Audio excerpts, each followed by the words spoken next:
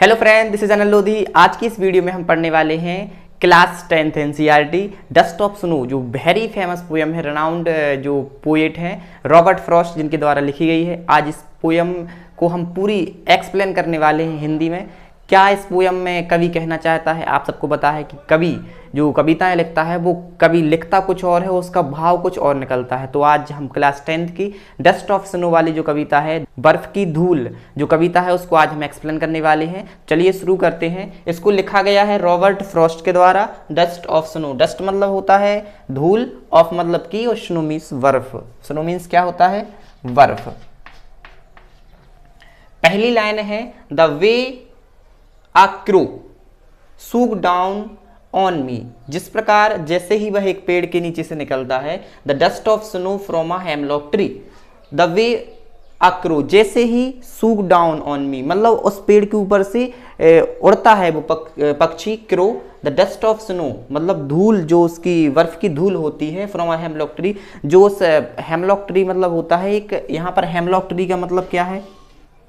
Hemlock tree, hemlock tree का मतलब एक पॉइजनस ट्री है या पॉइजनस प्लांट है, जिसके छोटे छोटे से वाइट फ्लावर होते हैं। कैसे? वाइट। तो एक हेमलॉक ट्री है जिसके ऊपर एक कौवा बैठा रहता है। जैसे ही वो ऊपर उड़ता है तो उस पे जो बर्फ रखी रहती है वह उसके जब नीचे से निकलता है कभी, तो उसके कंधे पर या उसके ऊपर गिरती है। तो इससे होता क्या है? The way a crow swoop down on me, the dust of snow from a hemlock tree has given my heart, मतलब मेरे हृदय को a change of my mood, मेरे जो दिमाग में जो बातें चल रही थी उससे क्या हो जाता है? मेरा मूड परिवर्तित हो जाता है। और मूड परिवर्तित कैसे होता है? खुश परिवर्तित होता है। कैसे? वो आगे आपको समझ में आएगा। फाइंड सेव्ड सम पार्ट, जो मेरे आगे के दिन का कुछ समय बचा लेती है।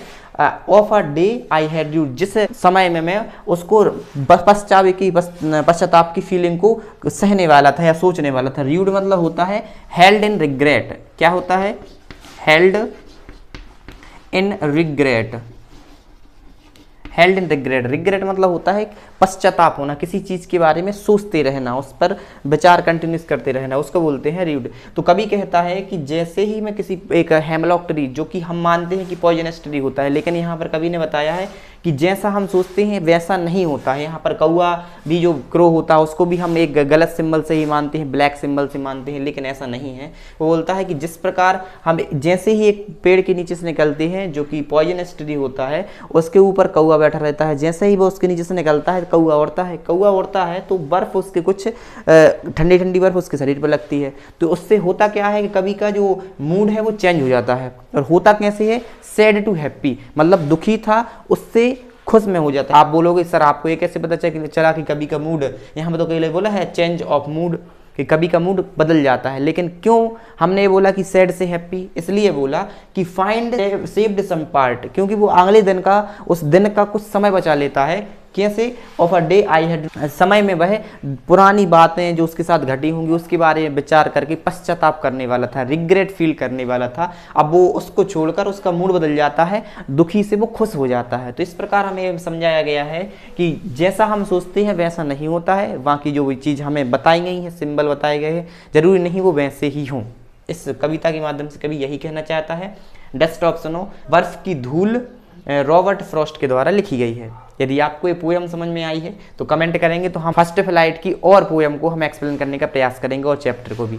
यदि हमारी वीडियो पसंद आती है तो हमारे चैनल को लाइक शेयर सब्सक्राइब करें, और अपने दोस्तों के साथ शेयर करना ना भूलें। Thanks for watching my video. धन्यवाद।